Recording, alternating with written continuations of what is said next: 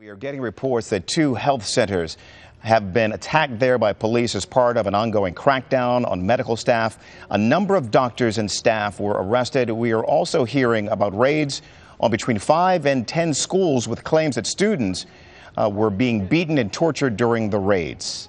Mattar Ibrahim Mattar is with Bahrain's main opposition party, Wefaq, and he is joining me now on the line from Manama. And before we had to go to the Pentagon, I was asking you about reports you have been hearing, and is what you're hearing confirmation of what we've been reporting?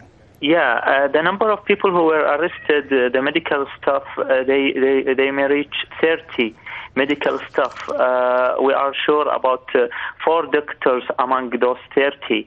And in fact, the attack is against some relative for some of the activists, such as Ali Al-Akri. His wife had been arrested, and one of his cousins, Inas Al-Akri, has been arrested. And also her brother, he is suspended from work.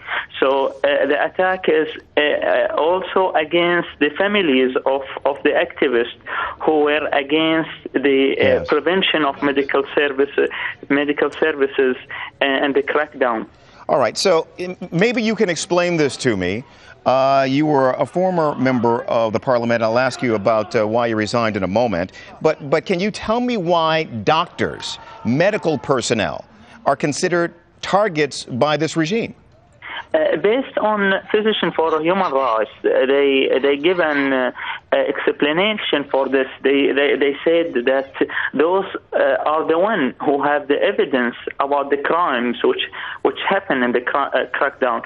I totally agree with this statement. In fact, the doctors were having a very accurate statistics about the number of injured and number of critical cases and number of deaths. Until now, the government doesn't announce anything about the number of people who are in critical situation. Some families, they don't allow to visit their relatives who are in very critical situation, and they don't know where they are. Okay. So it is a way to hide the information and to distribute the fear in the medical staff so that they keep a vague image. Nobody knows what's going on in Bahrain. Well, I want to ask you why you resigned from the parliament and where you see things headed in your country. In fact, we resigned because we reached a conclusion that we cannot help our people. We cannot protect them through the parliament. The parliament is not functioning.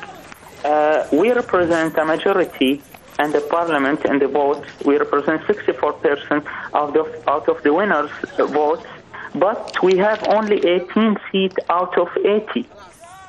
So that's why we were insisting to have a real political reform in Bahrain.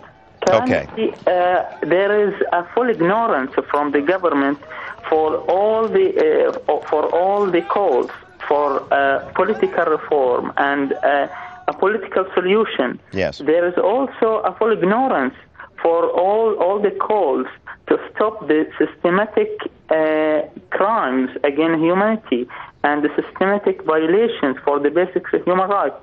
Okay, Mattar Ibrahim Mattar, let's leave it there, a resigned member of the parliament of the Al-Wefaq Society.